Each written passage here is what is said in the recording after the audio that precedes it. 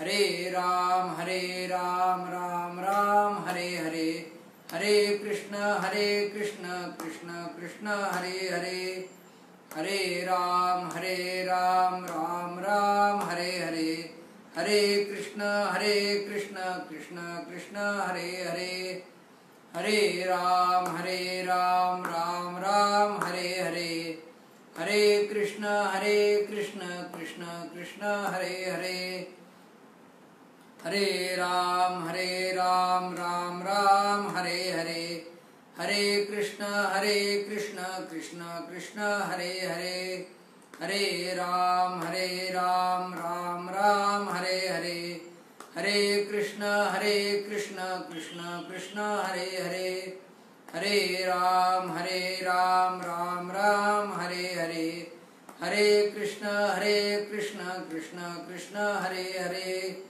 हरे राम राम राम हरे हरे, हरे कृष्ण कृष्ण कृष्ण हरे हरे। गोपाल कृष्ण भगवान की जय। वक्रतुंड महाकाय सूर्यकोटि समप्रभ निर्विघ्नं कुरु मे देव सर्वकार्येषु सर्वदा। सर्वमंगलमांगल्ये शिवे सर्वार्थसाधिके शरण्ये त्र्यंबके गौरी नारायणि नमोस्तुते। गुरुर्ब्रह्मा गुरुर्विष्णु गुरुर्देवो महेश्वरः, गुरुः साक्षात् परब्रह्म तस्मै श्री गुरवे नमः। यं प्रव्रजन्तमनुपेतमपेतकृत्यं द्वैपायनो विरहकातराजुहाव, पुत्रेति तन्मयतया तरवोऽभिनेदुस्तं सर्वभूतहृदयं मुनिमानतोऽस्मि। गुरुर्ब्रह्मा गुरुर्विष्णु गुरुर्देवो महेश्वरः, गुरुः साक्षात् परब्रह्म तस्मै श्री गुरवे नमः। आठवले कुलवंशजः कविवरो दामोदरस्यात्मजः, शिष्यो दासगणोऽस्तु वैद्य परमो यो भागनन्तः खलु। साक्षात् कृतवरदस्तु वस्तु महतो नारायणस्यास्ति वै। तं वन्दे हरिकीर्तने सुखकरं सच्चित्सुखं भारतीं, सदा प्रभुपदावरी निजसमरपिलीसेतनु।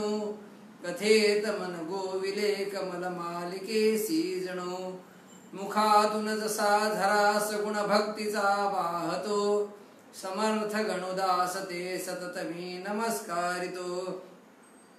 सद्गुरुं सच्चिदानन्दं केवलं करुणाकरं, ज्ञानयोगेश्वरं वन्दे ज्ञानदेवं पुनः पुनः।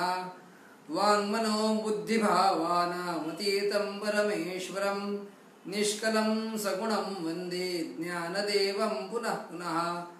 निर्मलं सदयं शान्तं प्रणताखिलमङ्गलं, ज्ञानैकरूपिणं वन्दे ज्ञानदेवं पुनः पुनः।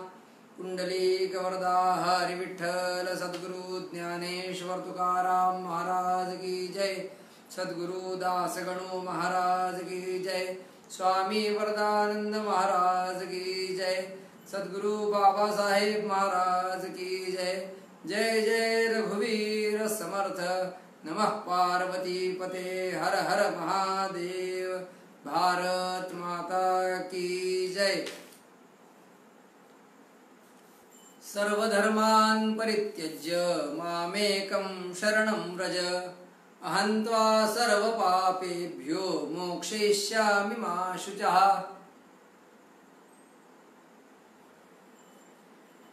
प्रतिवर्षाप्रमाणे याही वर्षी श्रावण महिन्यातल्या ज्ञानेश्वरी प्रवचनमालेला कालपासून सुरुवात झाली आहे। मागील 16 वर्षापासून अव्याहतपणे चालू असणाऱ्या या व्याख्यानमालेमध्ये 16 वर्षात 30 दिवस याप्रमाणे 480 व्याख्याते यांनी आतापर्यंत प्रवचन सेवा देऊन कालची 481 आणि आज 482 व्याख्यानमाला किंवा प्रवचन सेवा सादर होत आहे। हा एक अपूर्व योगायोग म्हटलं तर वावगं ठरणार नाही। कारण कुठलाही उपक्रम करायचा असला तरी काय कष्ट पडतात हे जावे त्याच्या वंशात तेव्हा कळेल. आणि असे वर्षानुवर्षाचे उपक्रम चालवायचे म्हणजे सात्विक कार्यकर्त्याशिवाय हे शक्य नाही. आणि समर्थ रामदास स्वामी सांगतात तसं, सामर्थ्य आहे चळवळीचे, जो जो करील तयाचे, परंतु तेथे भगवंताचे अधिष्ठान पाहिजे. असं सद्गुरू बाबासाहेब महाराजांचं अधिष्ठान स्वतः व्यंकुशात इथं उपस्थित असताना त्यांच्या पवित्र वास्तूमध्ये आणि भारतीयांचा मूलभूत ग्रंथ असणाऱ्या गीता आणि त्या गीतेवरील संत साम्राज्य चक्रवर्ती ज्ञानेश्वर माऊलींच्या ज्ञानेश्वरीच्या आधारे चालू असणारी ही अव्याहतपणे चालणारी आणि निरपेक्षपणे निरलसपणे चालणारी ही व्याख्यानमाला ज्ञानेश्वरी आराधना प्रतिष्ठान चे सर्व पदाधिकारी यासाठी निश्चितच अभिनंदनास पात्र आहेत. आमचे आदरणीय हरिभक्तपरायण वसंत महाराज मंडलिक असतील, हरिभक्तपरायण योगेश महाराज साळेगावकर असतील, संजय महाराज पिंपळगावकर असतील, बबलू भैया मंडलिक असतील किंवा आपले पावडे जे असतील, सोन्नेकर जे असतील, कोणाकोणाचे नाव घ्यावेत.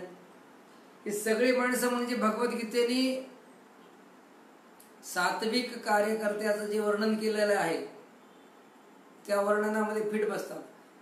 कारण ज्ञानेश्वरीची सेवा घडणं सुद्धा एक महत्भाग्य आहे. आधी स्थान महात्म्य, त्यात ग्रंथ महात्म्य आणि त्यामध्ये पुन्हा हा सात्विक कार्यकर्त्याचा योग, हा त्रिवेणी संगम या व्याख्यानमालेच्या निमित्ताने आपल्याला पाहायला मिळतो. आणि हा एक मराठवाड्यासाठी खरंच भूषणावा आहे. कारण अनेक उपक्रम सुरुवातीला चालू होतात, परंतु तो शेवटाला नेईपर्यंत पहिल्याच वर्षी दुसऱ्या वर्षाचं नियोजन कोलमडतं. पण इथं व्याख्यानमालेमध्ये या प्रवचन सेवेसाठी व्याख्यातांची उपलब्धता आणि सेवाभाव यामुळे ही अव्याहतपणे चालू असणारी व्याख्यानमाला अनेक संत महात्म्यांच्या आशीर्वादाने चालू आहे. आणि हे एक मराठवाड्यासाठी निश्चितच भूषण आहे. आधीच आपल्या भारतीय संस्कृतीमध्ये जे पंचप्राण म्हणले जातात ते 5 गकार, गीता, गंगा, गो, गायत्री आणि गोविंद.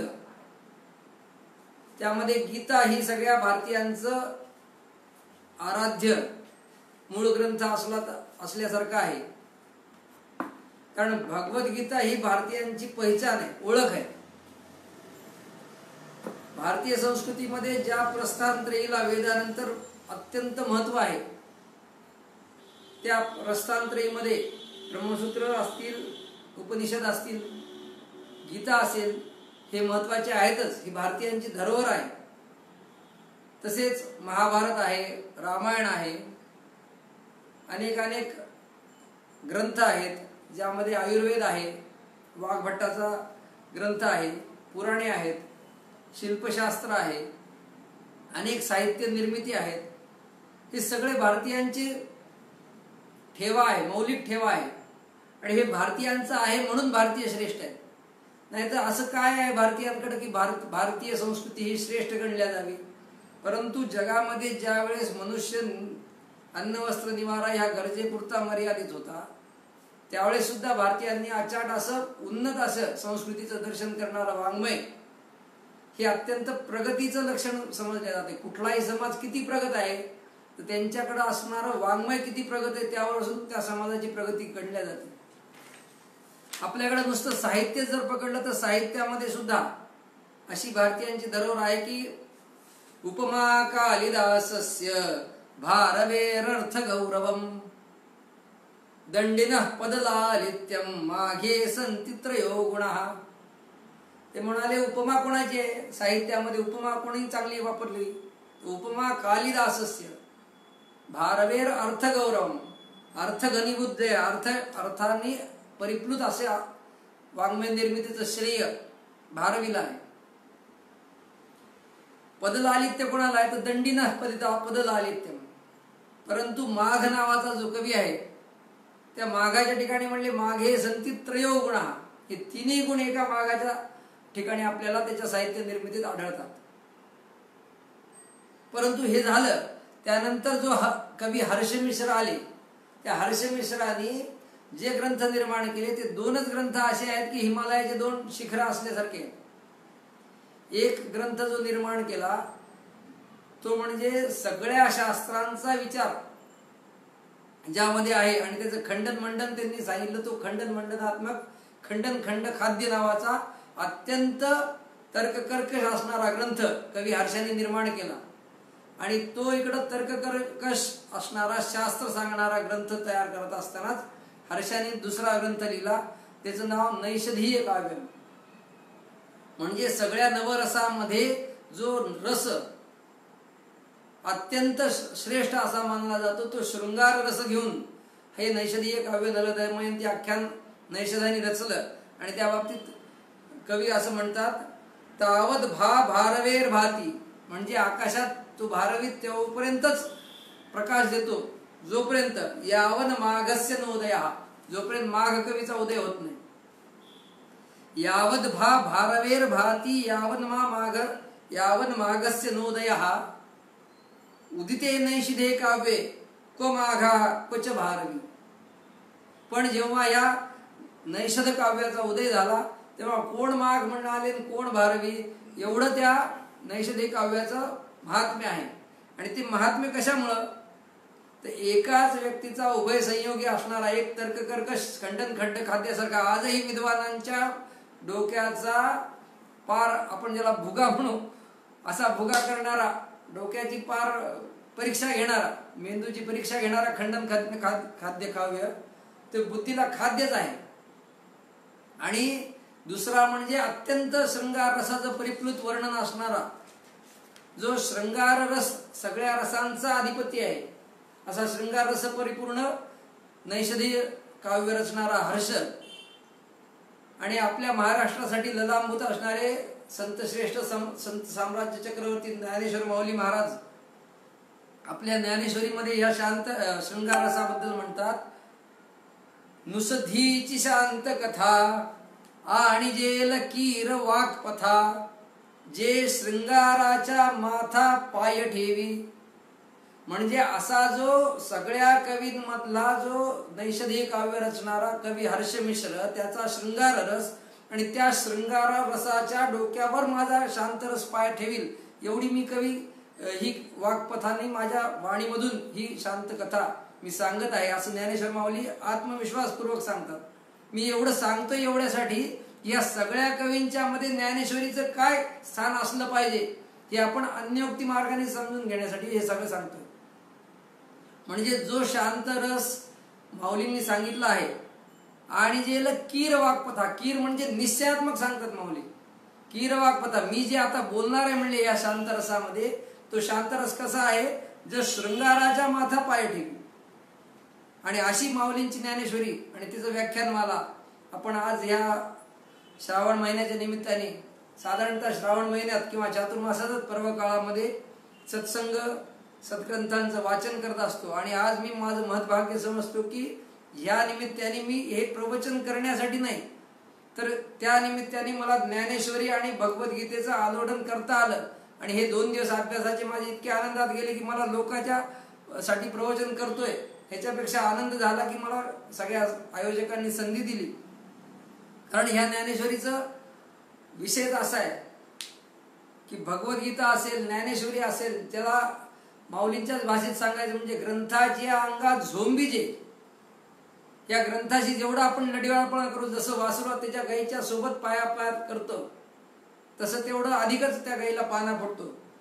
तसं ही ज्ञानेश्वरी सुद्धा तैसे अर्जुनाचे दिव्याजे गीता प्रकाशून श्रीराजे संसारा एवढे ओझे फेडिले जगाचे. तर अर्जुनाला निमित्त करून भगवंतानी ही गीता सांगितली आणि त्या गीतेचा अनुवादच प्रत्यक्ष सखा माया ज्ञानेश्वर महाविष्णूचा अवतार असणाऱ्या ज्ञानेश्वर माऊलींनी प्राकृतात आणली. आणि कशासाठी आणली तर पहिल्यांदा गीता लक्षात घ्यायची, कारण ज्या ज्ञानेश्वरीचा आपण अभ्यास करणार आहोत त्या ज्ञानेश्वरी हा भगवद्गीतेचा टीका ग्रंथ आहे. आणि भगवद्गीतेचा टीका ग्रंथ असल्यामुळे भगवद्गीता काय पद्धतीने बोलते हे समजून घेतल्याशिवाय ज्ञानेश्वरी कळणार नाही, आणि ज्ञानेश्वरी कळल्याशिवाय भगवद्गीता कळणार आहे. असं परस्पर अन्योन्य संबंध असल्यामुळं गीतेचा विषय जो आहे तो निष्काम कर्मयोगाचा आहे, की सहजम कर्म कौंतेय सदोषमपि न त्यजेत. प्रत्येक माणसाच्या आयुष्यामध्ये ज्या काही प्रश्नांना आपल्याला तोंड द्यायचं आहे त्या प्रत्येक प्रश्नाला उत्तर आपल्याला भगवद्गीतेमध्ये सापडतं. जगातल्या यच्चयावत मानवजातीसाठी भगवंतानी अर्जुनाला निमित्त करून ही भगवद्गीता सांगितली असल्यामुळं ही भगवद्गीता काही महाराष्ट्रीयांची, केवळ हिंदू धर्मीयांची किंवा स्त्री पुरुषांची किंवा जगातल्या अमक्याच विशिष्ट वर्गाची अशी भगवद्गीता नसून यच्चयावत मनुष्य प्राण्याला त्याच्या आजूबाजूच्या स्नेहसंबंधामुळे येणारे प्रश्न आणि जीवनात भेडसावणाऱ्या प्रश्नांना उत्तर देण्यासाठी भगवद्गीता तत्व सांगते. भगवद्गीता डायरेक्ट उपाय नाही सांगत, भगवद्गीता तत्व सांगते. त्याच्यामुळे एकाच भगवद्गीतेतून अनेक आचार्यांनी आतापर्यंत टीका लिहून आपापल्या मताला अनुसरून भगवद्गीतेचा अर्थ काढलाय. नाहीतर ज्या आचार्यांचं परस्पर डोके फोडण्या इतकं परस्पर विरोध आहे तत्वामध्ये, तत्वज्ञानामध्ये, द्वैताचार्यांचा अद्वैताचार्याशी आहे, अद्वैताचा विशिष्टाद्वैताशी आहे, विशिष्टाद्वैतांचा द्वैताद्वैतांशी आहे. असं असताना सुद्धा ते आचार्य सगळेजण एकत्र कुठे येतात तर गीतेच्या चरणाशी येतात. आणि अशी गीता जी आहे ती माऊली सांगतात एथ गीता मूळ वेदा. ही गीता मुळात वेदांचंही मूळ म्हणतात. तसं पाहायला गेलं तर वेद हे गीतेच्या खूप आधी आहेत. भगवंतानी कलियुगाच्या सुरुवातीला भगवद्गीता कलियुग सुरू व्हायच्या आधी महाभारताच्या युद्धात सांगितली. परंतु वेद हे अनादी आहे. परंतु अनादी असणाऱ्या वेदांचं मूळ सुद्धा भगवद्गीता आहे असं प्रत्यक्ष ज्ञानेश्वर माऊली ज्ञानेश्वरीत सांगतात. म्हणजे काय गमक आहे की म्हणोनी वेदांचे बीज श्री गीता होय हे मज गमे आणि सहज दिसत आहे. एवढं उघडपणे सांगतात. हे मला कळालं म्हणाले, गमे हे कळलं मला आणि सहज दिसत आहे की वेदांचं मूळ ही गीता आहे. कशी आहे तर ते म्हणाले या स्वयं पद्मनाभस्य मुखपद्मात विनिसृता. जे वेद भगवंताचे निश्वसित आहेत, भगवंताच्या निद्रेमधून निश्वासामधून प्रकट झालेले वेद आणि भगवंताच्या मुखातून जागृतपणे योगयुक्त होऊन निघालेली भगवद्गीता, त्या दोघांचा अन्योन्य संबंध ही भगवंताच्या वाणीतून मुखातून निघालेली असल्यामुळे ही श्रुतीच आहे असं संत समजतात. म्हणून त्रिखंडात्मक वेद आणि त्रिखंडात्मक भगवद्गीता हे परस्पर एकच आहेत, हे वेगळे नाहीत. आणि वेदांचं मूळच, वेदांचं बीज म्हणूनच भगवद्गीतेकडे ज्ञानेश्वर माऊली येथे पाहतात. एवढंच कशाला, विदर्भातले प्रसिद्ध संत प्रज्ञाचक्षू गुलाबराव महाराज सुद्धा भगवद्गीतेला जागृत श्रुती असं म्हणतात. ते म्हणाले झोपेत असताना भगवंतानी निश्वासातून वेद प्रकट केले, ती निद्रिस्त श्रुती आणि ही जागृत श्रुती. म्हणून ही भगवद्गीता सांगताना भगवान श्रीकृष्ण जे भगवद्गीतेमध्ये सांगायचं राहिले असं भगवंताला गीता सांगितल्यानंतर वाटलं, ते पुन्हा सांगण्यासाठी ज्ञानेश्वर माऊलींच्या रूपाने भगवान श्रीकृष्ण पुन्हा प्रकट झाले. म्हणून परंपरेमध्ये महाविष्णूचा अवतार सखा माझा ज्ञानेश्वर किंवा निवृत्तिर्ज्ञान हरहा, निवृत्ती ज्ञानेशो भगवान विष्णू निवृत्तिर भगवान हरहा, सोपान भगवान ब्रह्मा मुक्ता क्या ब्रह्मचित्कला असं आपल्याकडे परंपरेने मांडलं जातं. म्हणून प्रत्यक्ष भगवानच आपल्या गीतेचा विस्ताराने भाव आणि अर्थ सांगण्यासाठी पुन्हा माऊलींच्या रूपाने प्रगट झाले. आणि माऊलींच्या रूपात येऊन त्यांनी किती ग्रंथ केले तर ज्ञानेश्वर माऊलींचे प्रचलित असे 5 ग्रंथांचे प्रकार जर केले तर प्रत्येक अधिकाऱ्यासाठी माऊली बोलतात. माऊलींनी सिद्ध अधिकाऱ्यासाठी जो की आता मोक्षाला मुमुक्ष आहे, मोक्षाला पात्र आहे, अशा अधिकाऱ्यांसाठी अमृतानुभव लिहिला. 1400 वर्ष जगलेल्या एकट्या ज्ञान चांगदेवासाठी चांगदेव 65 लिहिली. वारकऱ्यांच्या नित्योपासनेसाठी संध्योपासनेसाठी नित्य हरिपाठ लिहिला. कीर्तनकारांसाठी किंवा भगवंताचं गुणगान करण्यासाठी भजनासाठी अभंग लिहिले. परंतु हे एक एक अधिकाऱ्यासाठी लिहिलं. परंतु ज्ञानेश्वरी जी लिहिली ती ज्ञानेश्वरीचे अधिकारी कोण?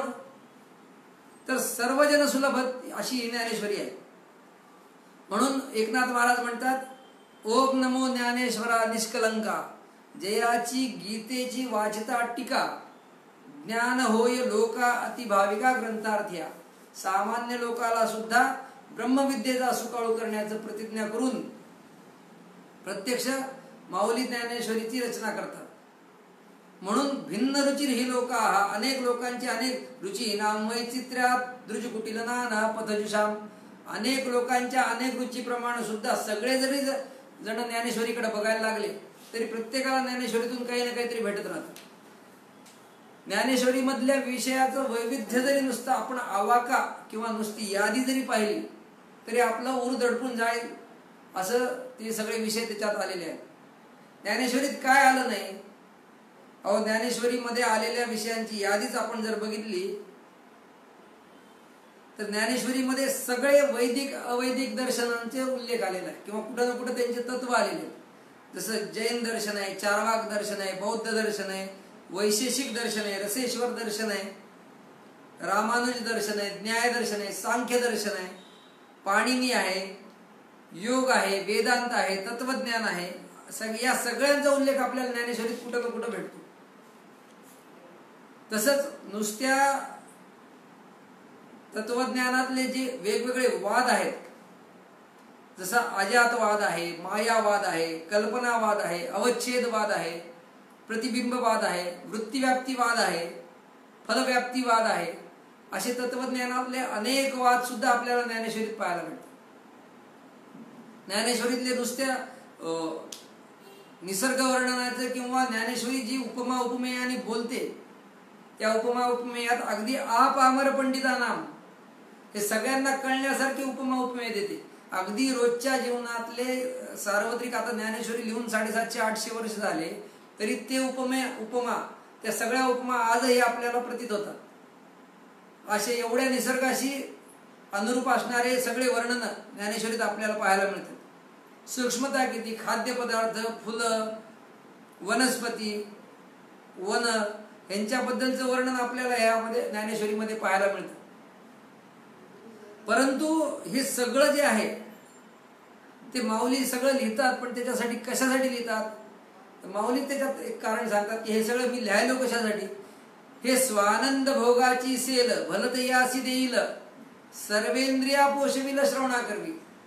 आपल्या श्रवणाद्वारे सगळे रस आपल्या श्रोत्यांना भाविकांना मिळावेत यासाठी माऊली हे सगळं लिहितात. परंतु ते पुढे लिहितात की हे श्रवण मात्र कसं असलं पाहिजे? तर तरी अवधान ऐकले दीजे, मग सर्व सुखाशी पात्र होईजे, ऐसे प्रतिज्ञोत्तर माझे उघडा ऐका. म्हणून तर आपण मागच्या 16 वर्षापासून एका ज्ञानेश्वरी या विषयाला वाहिलेली व्याख्यानमाला, ती पण महिनाभर आपण ऐकतो आहोत. वेगवेगळ्या वक्त्यांकडून ऐकतो आहोत, पुन्हा पुन्हा ठराविक वक्त्यांकडून नवे नवे विषय ऐकतो आहोत. आणि तरी सुद्धा ज्ञानेश्वरीची गोडी अमीट आहे. कधी विटलेली नाही, कधी कंटाळा येत नाही. एवढे विषयाचं वैविध्य ज्ञानेश्वरीत आहे. मागच्याच वेळेला एकदा मी प्रवचनाला जेव्हा आलो तेव्हा ओम नमोजी आद्या वेद प्रतिपाद्य मंगलाचरणाचा श्लोक ओवी घेऊन प्रवचन करायचं म्हटलं तर इतकं खोल गेलं की मला इतकं वाटलं की बाबा एका ओवीत जर माऊली एवढं सांगतायत तर अशा 9000 ओव्या आपल्याला जीवनात अनुभवून अभ्यासण्यासाठी किती वर्ष लागतील. आणि आजही धोंडा महाराजांसारखे असतील, मामासाहेब दांडेकरांसारखे असतील, हे तर पूजनीय सगळे संत आहेतच. पण आता सुद्धा परमपूज्य गोविंद देवगिरी असतील, आमचे वाहन महाराज उत्पात होते, आमचे वडिलांनी सुद्धा 5 वर्ष ज्ञानेश्वरी सांगितली. असे अनेक लोक या ज्ञानेश्वरीच्या ग्रंथाच्या अंगा झोंबिजे, परंतु त्यांची मनातली भूक भागत नाही, एवढं त्या ज्ञानेश्वरीचं आविट आहे. म्हणून आचार्य विनोबा भावे एका ठिकाणी म्हणतात ज्ञानेश्वरी कशी आहे म्हणाले तर ज्ञानेश्वरीच्या गौरवार्थ विनोबा भावे सांगतात की समग्र धर्म समन्वयासाठी म्हणजे जगातले जेवढे काही धर्म आहेत त्यांचा जो मूळ गाभा आहे, त्यांचे जे तत्व आहे ते समजण्यासाठी समग्र धर्म समन्वयासाठी एका मराठी वाचून दुसरी अन्य कुठलीही भाषा शिकण्याची गरज माऊलींनी ठेवली नाही, ज्ञानेश्वरांनी ठेवली नाही. कारण ज्ञानेश्वरीत जे आहे ते सगळंच कुठल्या ना कुठल्या धर्मातलं सांगितलेलंच आहे. म्हणून मराठी भाषा उणे ज्ञानेश्वरी बरोबर शून्यच लिहावं लागेल. कारण इतर ग्रंथात जे वर्णन केलेलं आहे ते कुठं ना कुठं ज्ञानेश्वरीत येऊन गेलेलं आहे. एवढं ज्ञानेश्वरीचा आगाध महिमा विनोबाजींनी स्वतः वेगवेगळ्या भाषेतून जैन, बौद्ध, ख्रिश्चन, मुस्लिम सगळ्या धर्माचा अभ्यास करून हिंदू धर्मावरचे अथॉरिटी म्हणून जे विनोबा भावे गणल्या जातात ते सांगतात की एका ज्ञानेश्वरीशिवाय दुसरी कुठलीच भाषा बघायची गरज माऊलींनी ठेवली नाही. एवढी ज्ञानेश्वरीची महत्ता मोठ्या मोठ्या लोकांनी वर्णन केली आहे. म्हणून ज्ञानेश्वरी ही अगाध तत्वज्ञानाने भरलेली आहे, विविध सौंदर्याने विद्वत्तेने नटलेली आहे, मनोहर सूक्ष्म कला गुणांनी वर्णन केलेलं आहे. त्याच्यात आढळतं अलंकार वेगवेगळे आढळतात, त्याच्यात परमार्थ आहे, तत्वज्ञान आहे, आध्यात्मिक साक्षात्कार आहे, मंत्रमयता आहे. ज्ञानेश्वरीचे जसे भगवद्गीतेची मंत्रमयता आहे, आपल्याला माहिती भगवद्गीतेतले अनेक श्लोक अनेक साधक लोक सुद्धा त्याचं अनुष्ठान करून आपले इप्सित साध्य करतात. जसे की एखाद्या प्रपंचातल्या अडचणीसाठी आपण बघतो की कोणची गोष्ट केली पाहिजे कोणची गोष्ट नाही केली पाहिजे अशी किंकर कर्तव्य मूर्ता जर आली तर भगवंताच्या समोर अर्जुनाने जो प्रश्न मांडला तो श्लोक जो आहे तो श्लोक अनुष्ठानासाठी वापरले जातात. असं भगवंताच्या मुखातल्या भगवद्गीतेला जशी मंत्रमयता आहे तशीच ज्ञानेश्वरीला सुद्धा मंत्रमयता आहे. ही मंत्रमयता किती बारीक आहे तर संतांनी सुद्धा अनेक लोकांनी मागच्या 700-800 वर्षात त्याचा अनुभव जागोजागी घेतलेला आहे. परंतु हे सगळं असताना सुद्धा ज्ञानेश्वरीची रचना किंवा ज्ञानेश्वरीचा मूळ गाभा काय सांगण्याचा तर म्हणाले माऊलींनी स्पष्टपणे सांगितलं अहाच बोलाची वालिप फेडीजे आणि ब्रह्माच्या अंगा घडीजे मग सुखेची सुरवाडीजे सुखची माझी. म्हणजे ब्रह्मतत्व हे मूळ रसाळ अन्न आहे आणि हे सगळं जे सौंदर्य आता वर्णन केलेलं ज्ञानेश्वरीतलं आहे ते म्हणजे सुंदर असं सजवलेलं ताट आहे. आणि हे शब्द हे केवळ ताट आहेत आणि त्यातलं वाढलेलं मोक्ष सुखाचं हे अन्न आहे. पण कोणी एखादं ताटाकडेच बघून जर जेवायचं विसरून गेला तर त्याची तृप्ती होईल का?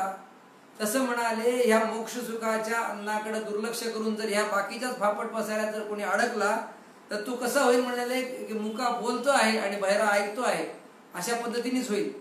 म्हणून ही अशी जी ज्ञानेश्वरी आहे एक एक शब्द एक एक अक्षर ज्ञानेश्वरीतलं इतकं महत्वाचं आहे की काना मात्रा वेलांटी सुद्धा आपल्याला बदलायची हिंमत होत नाही.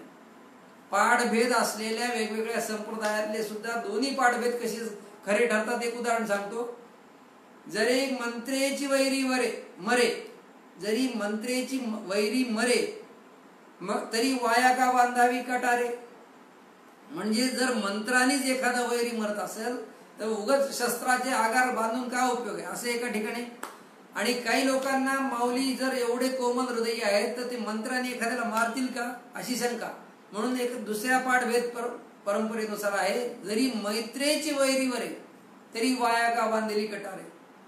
जर मैत्री पूर्ण केल्यामुळं जर वैर संपत असेल तर शस्त्रास्त्राची गरजच नाही.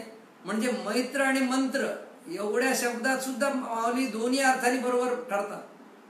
एवढं ज्ञानेश्वरीचे काना मात्र वेलांटी सुद्धा बदलायची आपल्याला हिंमत होत नाही. म्हणून तर नामदेव महाराज म्हणतात नामा म्हणे ग्रंथ श्रेष्ठ ज्ञानदेवी एकतरी ओवी अनुभवावी. आणि ती एकतरी ओवी माणसाच्या जीवनामध्ये आनंदायला उपभोगायला आपल्याला अनुभवायला मिळो यासाठी माऊली 9000 ओव्या लिहून ठेवल्या.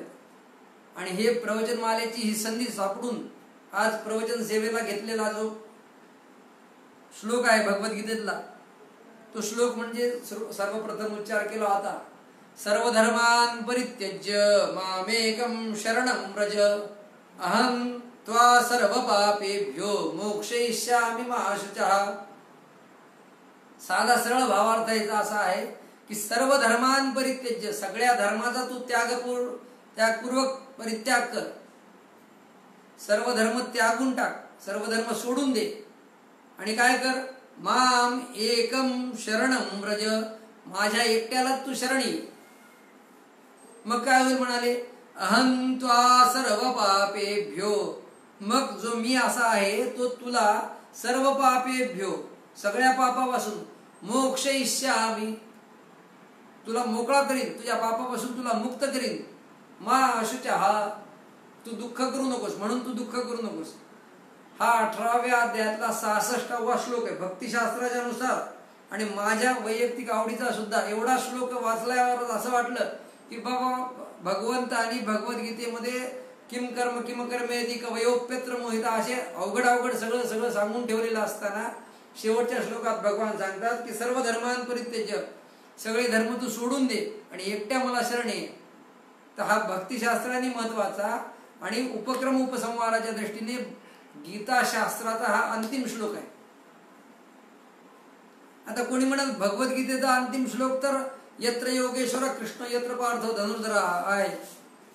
मग असं असताना हा मधलाच कुठला तुम्ही श्लोक काढला की ज्याचा अंतिम श्लोक म्हणाले. परंतु गीतेचे अभ्यासक जे आहेत त्या सगळ्यांना माहिती आहे की भगवद्गीता जरी प्रथमोध्याया धृतराष्ट्र उवाच धर्मक्षेत्रे कुरुक्षेत्रे इथून चालू झालेली असली तरी भगवद्गीतेचं गीता शास्त्र म्हणून जे आहे ते भगवंताला अर्जुनाने जेव्हा कार्पण्य दोषोपहत स्वभावा पृच्छामि त्वाम धर्म सम्मूढ चेता असं येऊन शिष्यस्तेहम शाधिमाम त्वाम प्रपन्नम असं म्हणून शिष्यभावाने शरणाला, तेव्हा भगवंत त्याला खरा उपदेश करू लागले. तोपर्यंत भगवंताने त्याला गुह्य किंवा उपदेश काही सांगितलं नाही. कारण श्रुती सांगती ना पृष्ठ कस्यचित प्रियात, कोणी विचारल्याशिवाय काही सांगू नाही म्हणाले. विचारल्याशिवाय सांगायला गेलं तर काय होतं, अपमान होतो. म्हणून भगवंत सुद्धा अर्जुनाने प्रश्न करून शिष्यस्तेहम शाधिमाम त्वाम प्रपन्नम म्हणल्याशिवाय त्याला खरा उपदेश सांगायला सुरुवात केली नाही. आणि मग खरा उपदेश सांगताना सांगतात अशोचानन्वशोचस्त्वं प्रज्ञावादांश्च भाषसे गतासु न गतासूंश्च नानुशोचन्ति पंडिताः. म्हणाले तू अशोचानन्वशोचत्वं, अजिबात शोक करू नकोस. कारण नानुशोचन्ति पंडिताः, शहाणे लोक शोक करत नाहीत. शोक करू नको ह्या इथून उपक्रम चालू झाला गीताशास्त्राचा. आणि संवार उपसंहार म्हणजे शेवट कुठं झाला, गीताशास्त्र संपलं कुठं, भगवंताने प्रत्यक्ष उपदेश थांबवला कुठं, तर सर्व धर्मान् परित्यज्य मामेकं शरणं व्रज या 66व्या श्लोकामध्ये भगवंताने आपला उपदेश सांगितला, थांबवलं. प्रत्यक्ष गीताशास्त्र त्याच्यामुळे तिथं थांबलं. जरी भगवद्गीता संपली असली यत्र योगेश्वर कृष्ण या श्लोकावर, तरी का तर भगवंतानी श्रीकृष्णाने अर्जुनाला गुरु होऊन शिष्य रूपाने ज्ञान दिलं. म्हणून सांगितलं, शंकराचार्य सुद्धा त्या प्रश्नोत्तर रत्नमालिकेत म्हणतात को गुरु, गुरु कोण, तर अधिगत तत्वम शिष्य हिताय उद्दित सततम, ज्याला तत्व अधिगत झालेलं आहे, तत्व प्राप्त झालेलं आहे आणि जो शिष्याच्या उद्धारासाठी सातत्याने प्रयत्न करत आहे, असा भगवंत, असा गुरु हाच खरा गुरु आहे. म्हणून इथं तर प्रत्यक्ष भगवान श्रीकृष्णच कसं आहे, कृष्णं वंदे जगद्गुरुम, सगळ्या जगाचा गुरु भगवान श्रीकृष्ण असल्यामुळं अर्जुनाने थोडं विचारलं पण भगवंतानी भरभरून गीतेच्या रूपाने त्याला ज्ञान दिलं. आणि एकदा सांगून भागलं नाही, तर सातत्याने सांगत राहिले. तसं तर अर्जुन युद्ध करायला रणांगणावर आला म्हणजे त्याची मानसिक तयारी झालीच होती की आपल्याला युद्ध करायला रणांगणावर जायचं आहे. पण तिथं आल्यावर त्याला समोरचे गोत्रज बघून जो मोह झाला, स्वदेहा नाम अर्जुन परदेहा नाम स्वजन, हा जो मोह झाला की हे भीष्माचार्य माझे आजोबा आहेत, हा माझा सासरा आहे, हा माझा भाऊ आहे, हे माझे गोत्रज आहेत, हा जो मोह झाला. आणि मग तिथं त्याला अचानक त्यांच्याबद्दल प्रेम वाटायला लागलं. आणि धर्म्य ठरलेलं युद्ध, जो की बुद्धिपुरस्सर मागील 4 वर्षापासून कृष्णाची शिष्टाई विदुराची शिष्टाई संपल्यानंतर सुद्धा धर्म ठरलेलं युद्ध, करायचं ठरलं आणि ठरल्यावर सुद्धा अर्जुन त्याच्या लढण्यासाठी आलेला असताना सुद्धा आणि पराक्रमावर आपल्या किंचितही शंका नाही अर्जुनाला, कारण तो जर युद्धाला भिणारा असता तर युद्धाला आलाच नसता. संग्रामी हरी जिंकला असं ज्ञानेश्वर माऊली वर्णन करतात. प्रत्यक्ष शंकराला जिंकणारा अर्जुन, आणि भीतोय कशामुळं की ह्यांच्याकडून मी मारल्या जाईल म्हणून भीत नाही, युद्धापासून पळून जातो हे मला मारतील म्हणून नाही, की माझ्या हाताने हे सगळे मरणार आहेत, हा त्याला कॉन्फिडन्स आहे. हे सगळे माझ्या हाताने मरणार आहेत आणि मग ह्या स्वजनांना माळून रुधिर प्रदिग्धान यांच्या रक्ताने माखलेले साम्राज्य मी कसं घेऊ, म्हणून त्याला तिथं शोक मोह झाला. आणि मग त्याच्यापेक्षा हे असे सगळे रक्ताने माखलेले साम्राज्य घेण्यापेक्षा भगवंता मी संन्यास घेतो आणि मग आता मला इथं नेमकं काय करायचं ते सांग, म्हणून तो शरण आला भगवंताला. आणि मग तिथं गुरुरूपाने भगवान त्याला सांगतात, म्हणजे जसं आपण पाणी वाहतच असतं शेतातून, पण त्याच्यात काडी कचरा अडकून ते प्रवाह थोडा बंद होतो आणि पाणी अडतं, तर काठीने ते जर कचरा काढून टाकला तर प्रवाह पूर्व होत होतो. तसं भगवंतानी अर्जुनाच्या मनावर आलेलं मळब आपल्या उपदेशाने दूर केलं आणि पुन्हा अर्जुन लढायला लागला. मग प्रस्तुत श्लोकात सुद्धा भगवंत माशुचा हा म्हणतात. म्हणजे मीमांसकाच्या दृष्टीने काय असतं माहिती का, कुठल्याही ग्रंथाचं तात्पर्य काढताना सर्व धर्मांपरित्यज्य सांगायचं जर झालं तर भगवंत भगवद्गीतेमध्ये सगळ्या धर्माचाच उपदेश करतात. आणि धर्माचा उपदेश करत असणारे भगवंत शेवटच्या श्लोकात उपसंहारात सांगितलेला न शोक करू नकोस म्हणून सांगताना सगळा धर्म सांगणारे भगवान धर्म उपसंहारात शेवटी अर्जुनाला सांगतात ते काय सांगतात, सर्व धर्मांपरित्यज्य मामेकम शरणं व्रज. मग सगळे धर्म सोडायला सांगण्यासाठी भगवंत कशाला पाहिजेत? एरवीच मनुष्याची प्रवृत्ती आहे की धर्म पाळायला कोणालाच आवडत नाही. मग धर्म पालनाकडे कोणाची प्रवृत्ती नसताना भगवान धर्म सोडायला सांगतात, म्हणजे इथं काहीतरी गोम असली पाहिजे. मग अशा ठिकाणी मीमांसकाच्या दृष्टीने षडलिंग लावून त्याचा तात्पर्य काढलं पाहिजे. षडलिंग म्हणजे लिंग म्हणजे काय, लीनम गमयती ती लिंग, हा म्हणजे जो गूढ अर्थ आहे तो गूढ अर्थ एखाद्या ग्रंथातून काढल्या नंतर जो तयार होतं ते षडलिंग. गूढ अर्थ काढण्यासाठी जे लावले जातात ते षडलिंग. ते कोणचे आहेत? उपक्रमोपसंहार, अर्थवा अपूर्व अभ्यासो अपूर्वता फलम. उपक्रम उपसंहार हे दोन्ही लिंग एकच मानले जातात, काही ठिकाणी दोन मानले जातात. उपक्रमोपसंहार, अभ्यासो अपूर्वता फलम, अभ्यास अपूर्वता फल, अर्थवादोपपत्तीच, अर्थवाद आणि उपपत्ती, हेतुस्तात्पर्य निर्णय. हे ग्रंथाचं निचोड काढण्यासाठी, ग्रंथाचं सार काढण्यासाठी हे महत्वाची गोष्टी आहेत. मग इथं जर उपक्रम आणि उपसंहार एकच बोलला पाहिजे. भगवंत काय आधुनिक साहित्यिकासारखे नव्हते की एक चालू झालं लिखाण आणि संपली कुठं कादंबरी, तर सुरुवात कुठं झाली माहित नाही, 10-15 वर्ष लिहित गेले आणि शेवट कुठं झाला माहित नाही, आणि ती आडगळ इतकी झाली की कोणालाच कशाचा पत्ता लागला. तसं शास्त्रानुसार ग्रंथ जे आहेत आपले भारतीय संस्कृतीचे अशात कुठं नसतं. ग्रंथाचं उपक्रम काय, ग्रंथाचा उपसंहार काय, म्हणजे सुरुवातीला ग्रंथ काय बोलतो, शेवटी काय बोलतो, त्या दोन्हीची एक वाक्यता पाहिजे, तर ते शास्त्रानुसार तो ग्रंथ बरोबर आहे. मग उपक्रम आपला आहे. भगवान सांगतात की अशोचानन शोचत्व प्रज्ञावादांश भासते, कथा असून कथा असुंश नानुशोचंडी, म्हणजे तू शोक करू नकोस आणि स्वधर्माचं पालन कर असं सांगताना भगवान शेवटच्या उपसंहाराच्या श्लोकात सांगतील का की सर्व धर्मांपरित्यज्य. मग हे सगळं जे आहे हे सगळं काय आहे, तर 18व्या अध्यायाचा उपसंहार करताना भगवंतानी जे हा श्लोक सांगितला आणि ह्याच्या आधीचा श्लोक सांगितला, ह्याचं मागचं पुढचं रेफरन्स बघितल्याशिवाय जुन्या ग्रंथाचं आपण असं म्हणू शकत नाही की एकच वाक्य उचललं त्याचा अर्थ सांगून त्याच्यावर गदारोळ माजवला. हे आता आधुनिक पद्धत आहे. परंतु कुठल्याही शास्त्रीय ग्रंथाच्या निर्णय प्रक्रियेमध्ये ग्रंथ काय सांगतो, ग्रंथाचा अभ्यास काय, म्हणजे ग्रंथात कुठला विषय सातत्याने आला, ग्रंथाचा उपक्रम काय, सुरुवात काय, ग्रंथाची शेवट काय, यावरून त्याचा तात्पर्य निर्णय करायचा असतो. आणि इथं लिहिणारे कोण आहेत? लिहिणारे भगवान बादरायण व्यास आहेत. सांगणारे कोण आहेत? भगवान श्रीकृष्ण योग योगेश्वर आहेत. ऐकणारा कोण आहे? महाबाहू असणारा अर्जुन आहे, जो की श्रोता म्हणून सुद्धा मोठ्या मोठ्या वक्त्यांना आवश्यक आहे.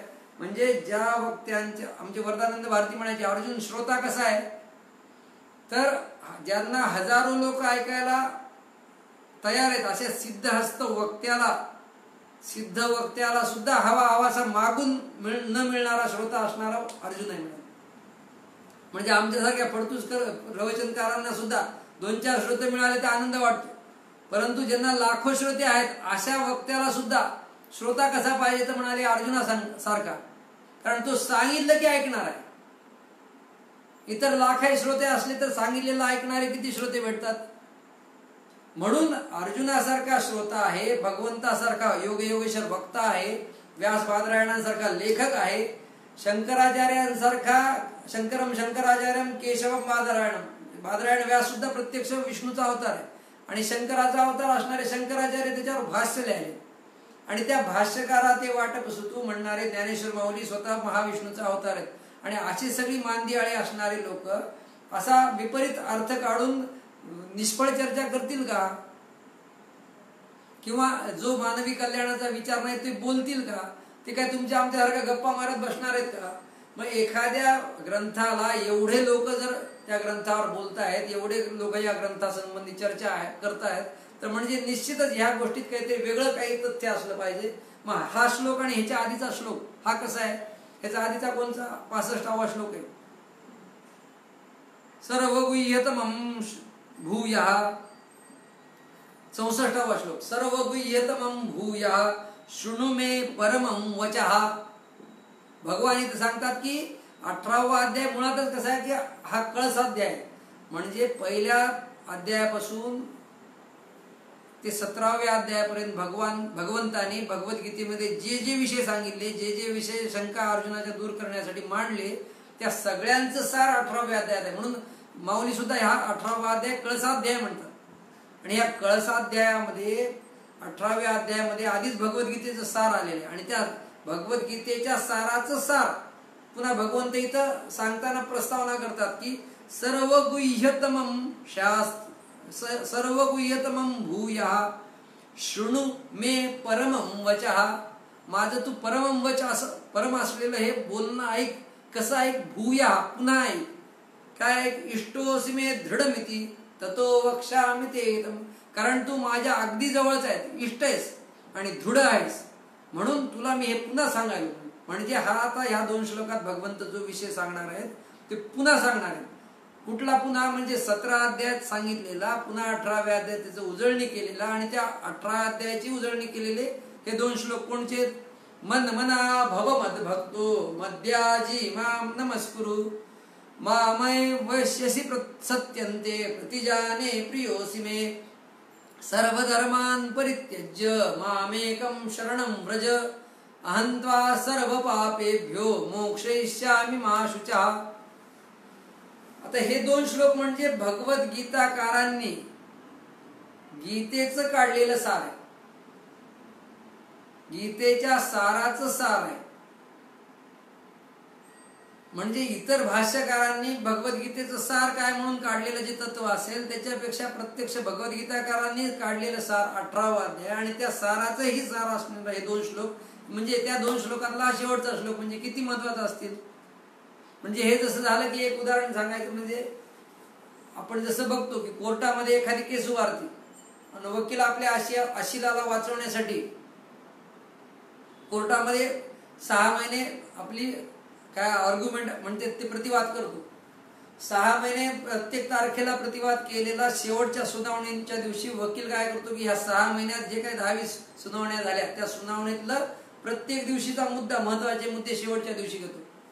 हे झालं, हे झालं, हे झालं, हे पुरावे बघितले, हे असं झालं आणि ते सगळं आर्ग्युमेंट झाल्या 1 तासात झाल्यानंतर शेवटच्या 10 मिनिटांमध्ये त्या दिवसभराच्या आर्ग्युमेंट मधलं शेवटचे 10-15 वाक्य हे 10 मिनिटात सांगतो. तसं भगवंत त्या साराचाही सार काढतात आणि सांगतात की सर्व धर्मान् परित्यज्य मामेकं शरणं व्रज अहं त्वा सर्व पापेभ्यो मोक्षयिष्यामि मा शुचः. असा हा वरवर पाहता या श्लोकाचा अर्थ भगवद्गीतेच्या उपक्रमाशी जसा विरोधात जातो. कारण उपक्रम काय? अशौचानन व शौचत्व प्रज्ञावादांश वाचते आणि उपसंहार काय? सर्व धर्मान् परित्यज्य. म्हणजे जिथं धर्मपाळ सांगायले तिथं आणि गीतेचा अभ्यास काय? तर गीतेचा अभ्यास आहे. गीता सातत्याने स्वधर्माच्या आचरणासाठी अर्जुनाला उपदेश करते. 3रा अध्यायामध्ये सांगतात, श्रेयान स्वधर्मो विगुणः परधर्मात् स्वनिष्ठितात् स्वधर्मे निधनं श्रेयः परधर्मो भयावहः. दुसऱ्याचा धर्म हा भयावह आहे आणि तू स्वतःचा धर्म म्हणून जे आहे तो सदोषमपि न त्यजेत. जरी तुला सुरुवातीला झेपत नसला तरी तोच पालन करणं तुझ्या हिताचं आहे, कर्तव्य आहे. स्वे स्वे कर्मण्यभिरतः संसिद्धिं लभते नरः.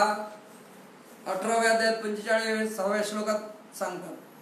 पुन्हा 46 स्वकर्मणातमभ्यर्च्य सिद्धिं विन्दति मानवः तया सर्वात्मका ईश्वरा स्वकर्म कुसुमांची वीरा पूजा केली हो या पारा तोषा लागी. म्हणजे भगवद्गीतेत सातत्याने स्वधर्म आचरणाचा अभ्यास सांगितलेला आहे. उपक्रम स्वधर्म आचरणाचा आहे. आणि असा असताना भगवद्गीतेचा उपसंहारात्मक श्लोक जो सार म्हणून काढलेला आहे त्याच्यात भगवंत सांगतात की सर्व धर्मान परित्यज्य. बरं, भगवंताचा अवतारच कशासाठी झालाय? भगवंत स्वतः सांगतात भगवद्गीतेत, परित्राणाय साधूनां विनाशाय च दुष्कृतां धर्म संस्थापनार्थाय संभवामि युगे युगे. धर्माच्या संस्थापनेसाठी मी संभवामी युगे युगे. मी धर्माच्या संस्थापनेसाठी पुन्हा पुन्हा येत असतो. आणि धर्माच्या संस्थापनेसाठी येणारा भगवंत स्वधर्माचं आचरण अर्जुनाला रणांगणावर युद्ध प्रवृत्त करण्यासाठी सांगतात. आणि पुन्हा त्याचं सार म्हणून जे सांगतात ते सांगतात की दे सर्व धर्म सोडून, सर्व धर्मान परित्यज्य. दे सर्व धर्म टाकून, सर्व धर्मान परित्यज्य. आणि काय कर, माझ्या एकट्यालाच शरणी, मला एकट्यालाच शरणी. आणि कसा ये, अहम ता सर्व पापेभ्यो मोक्षयिष्यामि. मग तू मला एकट्याला शरण आला की तुला सगळ्या पापापासून मुक्त करीन. आता एकदा एकनाथ महाराज सांगतात की मुळातच माणसांची प्रवृत्ती अशी आहे की पाणी उताराला जातं, समुद्रालाच मिळतं, गंगोत्रीला थोडीच जाणार आहे. पाणी उतारालाच जाणार असतं, वर चढतच नसतं. तर मग त्याला वर चढवावं लागतं प्रयत्नाने. तसं माणसांची प्रेरणा मुळात खालीकडे. वेदे न करिता प्रेरणा विषयावरी सहज वासना स्वभावे सकळ जना सदा जाण सर्वासी. या विषया वाचून काही आणिक सर्वथा रम्य नाही ऐसा स्वभावोची पाही इंद्रियांचा. आपल्या इंद्रियांचा स्वभावच आहे असा की विषया वाचून काही आणिक सर्वथा रम्य नाही. आणि मग असं असताना भगवान कशाला पाहिजे धर्म सोड सांगायला? म्हणजे शासनाच्या नियमाने दारूबंदी अधिकारी सांगतो की दारूबंदी करू नका, असं आहे का? मग तसं असताना किंवा एखादी आई एखाद्या मुलाला म्हणते मर कार्ट्या. आता कार्ट्या मर म्हणल्यानंतर ती खरंच मरण्यासाठी एखादा माणूस जर नवीन मराठी शिकलेला आला डिक्शनरी बघू लागला की मर कार्ट्या, मर म्हणजे डाय. मग स्वतःच्या मुलाला मरण्यासाठी भारतातल्या आया सांगतात. असं जर कोणी अनुवाद केला तर खरं आहे का? किंवा एखादा मुलगा मोठा झाल्यानंतर बाप काय म्हणतो, फार शहाणे झाला. मग आता शहाणा झाला म्हणजे काय झाला, खरंच शहाणा झालाय का तो? तो मूर्खा म्हणायच्या उद्देशाने त्याला म्हणतात की फार शहाणा झाला. तसं भगवान इथं सांगतात की ज्या ह्याच्यात की सर्व धर्मान परित्यज्य मामेकम शरणम व्रज. मग हा जर अर्थ आपल्या वक्त्याच्या तात्पर्याशी विरोधाभास येत असेल तर शास्त्र असं सांगतं की तिथं लक्षणा करावी. आणि लक्षणा करावी कशी करावी तर कंधारकर महाराजांनी प्रत्येक पदावर लक्षणा कुठं कुठं होऊ शकते याचं वर्णन केलेलं आहे. काय ज्ञानेश्वरीचा अभ्यास सगळ्यांनी केलेला. एकेका ओळीवर अनेक लोकांनी या 700-800 वर्षामध्ये इतका अभ्यास करून ठेवला की त्याचं नुसतं आपल्याला म्हणजे अवलोकन सुद्धा करायचं म्हणलं तर आपला जन्म पूर्ण नाही. 4 पदावर त्यांनी लक्षणा करावी असं सांगितलं. सर्व धर्मान परित्यज्य माम दुसरा, शरणम तिसरा आणि सर्व पापेभ्यः. या ठिकाणी जहल लक्षणा 2 ठिकाणी, सर्व धर्मान परित्यज्य. आता या एवढ्या खोलात जर जायचं म्हणलं तर सगळ्यांच्या डोक्यावर जाईल. परंतु वाच्यार्थ न घेता लक्षार्थ घेणं याला लक्षणा म्हणायचं. थोडक्यात सांगू का? आपण जसं म्हणतो ना की राम कुठे गेला, राम गंगेवर गेला. गंगेवर गेला म्हणजे प्रत्यक्ष नदीच्या पात्रावर उभारून चालायला का? तर तर गंगाच्या तीरी गेला. पण आपल्याला समजून येतं अर्थ, पण बोलताना माणूस काय म्हणतो, राम गंगेवर गेला. किंवा चपलीत पाय घालतो का पायात चप्पल घालतो आपण, चपलीमध्ये पाय घालतो, पण म्हणताना काय म्हणतो, पायात चप्पल घातली.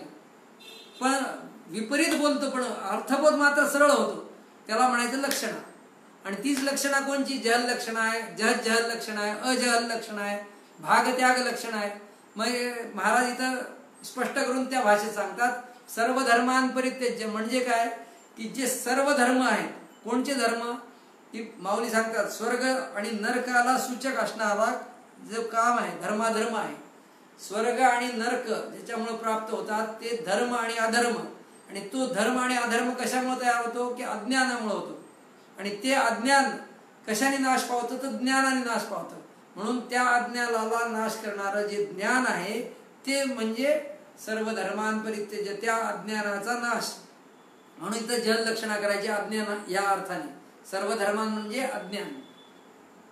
आणि माम शरणम व्रज म्हणजे मला शरण ये, म्हणजे प्रत्यक्ष देहधारी कृष्णाला म्हणतात का, तर ते म्हणाले मामच्या जागी भागत्याग लक्षणा करायची आणि परब्रह्म तिथं घ्यायचं. म्हणजे कृष्णाच्या जागी परब्रह्म पण आहे, कृष्णामध्ये परब्रह्म आहे, पण सगुण परमात्मा श्रीकृष्ण म्हणजेच काय एकमेव परब्रह्म आहे का, तर परब्रह्म सर्व व्यापक आहे. म्हणून कृष्णाचा सगुण देह सोडून सुद्धा भाग त्याग लक्षणा, म्हणून मामच्या ठिकाणी भाग त्याग लक्षणा धरली.